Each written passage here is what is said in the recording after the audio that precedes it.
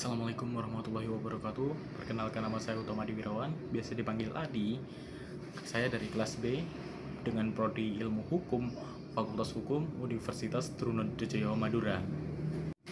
Halo semuanya, pada kesempatan kali ini saya akan menjelaskan mengenai hukum tata negara, khususnya tentang prinsip checks and balance, kedudukan presiden dalam sistem pemerintahan Indonesia, pelaksanaan otonomi daerah, serta unsur-unsur demokrasi di Indonesia. Mari kita bahas satu persatu. Prinsip checks and balance adalah sistem yang digunakan dalam pemerintahan agar kekuasaan tidak hanya dimiliki oleh satu lembaga saja. Artinya, setiap lembaga negara seperti Presiden, DPR, Mahkamah Agung, dan Mahkamah Konstitusi memiliki tugas dan kewenangan masing-masing. Tetapi, mereka juga saling mengawasi. Tujuannya agar tidak ada lembaga yang menyalahgunakan kekuasaannya. Mengapa prinsip ini penting bagi Indonesia?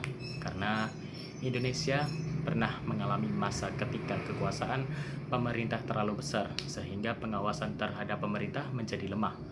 Oleh karena itu, setelah adanya perubahan Undang-Undang Dasar 1945, setiap lembaga negara dibuat sejajar saling mengawasi. Dengan adanya checks and balance, setiap kebijakan pemerintah harus melalui proses pembahasan, persetujuan, bahkan pengawasan dari lembaga lain. Akibatnya pemerintah menjadi lebih transparan, lebih bertanggung jawab, dan lebih mengutamakan kepentingan rakyat. Selanjutnya mengenai kedudukan presiden. Saat ini presiden menjadi kepala negara sekaligus kepala pemerintahan. Namun, kekuasaan presiden tidak bersifat mutlak. Mengapa? Karena setelah amandemen 1945, kewenangan presiden dibatasi oleh konstitusi.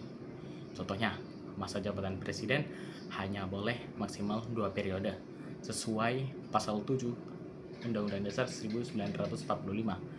Aturan ini dibuat agar seseorang tidak terus-menerus memegang kekuasaan.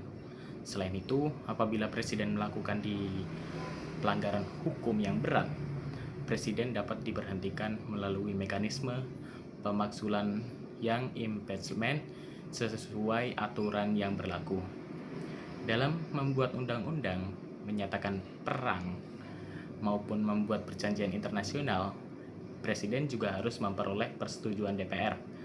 Jadi, dapat disimpulkan bahwa presiden memang memiliki kuasa yang besar, tetapi tetap dibatasi oleh hukum yang diawasi oleh lembaga negara lain-lainnya. Selanjutnya mengenai otonomi daerah. Otonomi daerah adalah pemberian kewenangan kepada pemerintah daerah untuk mengatur dan mengurus daerahnya sendiri sesuai kebutuhan masyarakat. Keuntungnya cukup banyak, karena pemerintah daerah lebih mengetahui kondisi masyarakat di wilayahnya. Maka pembangunan bisa lebih cepat dan pelayanan publik menjadi lebih efektif. Contohnya adalah pelayanan terpadu satu pintu atau PTSP. Dengan adanya sistem ini, masyarakat dapat mengurus KTP, izin usaha, maupun dokumen lainnya dengan lebih mudah, cepat, dan praktis. Namun, otonomi daerah juga memiliki kelemahan. Jika pengawasannya lemah, dapat terjadi penyalahgunaan wewenang oleh pejabat daerah, misalnya korupsi, dana APBD, atau dana alokasi khusus. Selain itu, sering muncul peraturan daerah yang bertentangan dengan aturan pemerintah pusat sehingga menimbulkan tumpang tindih aturan. Jadi, otonomi daerah memang memberikan banyak manfaat, tetapi membutuhkan pengawasan yang baik. Slide terakhir membahas unsur-unsur demokrasi di Indonesia menurut Bagirmanan. Unsur pertama adalah kebebasan membentuk perkumpulan. Artinya, masyarakat bebas membentuk organisasi, partai politik, maupun lembaga swadaya masyarakat selama sesuai dengan hukum.